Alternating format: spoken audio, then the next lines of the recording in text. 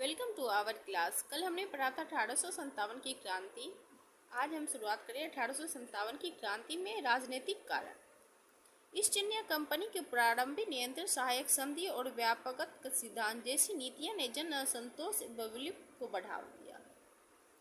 Wellesley ने भारतीय राज्यों को अंग्रेजी राजनीतिक परिधियों में लाने के लिए सहायक संधि प्रणाली का प्रयोग किया। इस प्रणाली ने भारत में अंग्रेजी साम्राज्य के प्रसार में विशेष भूमिका निभाई और उन्होंने भारत का एक विस्तृत क्षेत्र हाथ लगा।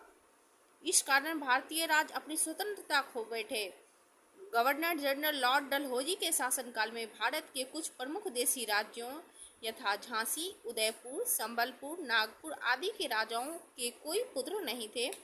प्राचीन भारतीय राजव्यवस्था के प्रावधान के तहत योग्य उत्तराधिकारी के चयन के लिए ये राजा अपने मनोनुकूल किसी बच्चे को गोद ले सकते थे, परंतु डलहौजी ने गोद लेने की इस प्रथा को अमान्य घोषित कर इन देशी राजाओं को कंपनी के शासनाधिकार में ले लिया।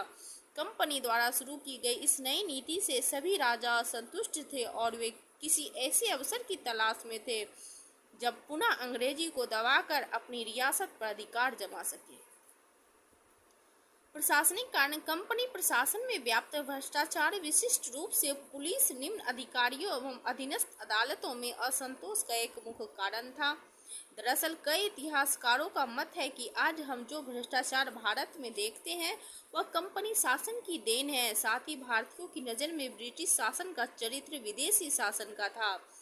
सामाजिक, आर्थिक, सामाजिक, धार्मिक कारण। कंपनी के शासन विस्तार के साथ साथ अंग्रेजों ने भारतीयों के साथ अमानुषिक व्यवहार करना प्रारंभ कर दिया था। काले और गोरे का भेद स्पष्ट रूप से उभरने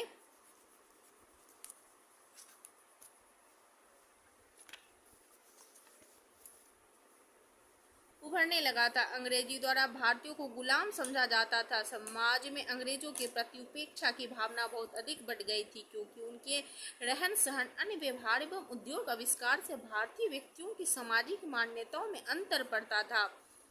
अपने सामाजिक जीवन में वे अंग्रेजों का प्रभाव स्वीकार नहीं करना चाहते थे। अंग्रेजों की खुद को श्रेष्ठ और भारतीयों को हीन समझने की भावना ने भारतीयों को क्रांति करने की प्रेरणा प्रदान की। भारत में अंग्रेजों ने ईस्ट इंडिया कंपनी के शासनकाल में भारतीयों पर धार्मिक दृष्टि से भी कुठाराघात किया था। इस काल में योग्यता की जगह धर्म को पद का आधार बनाया गया।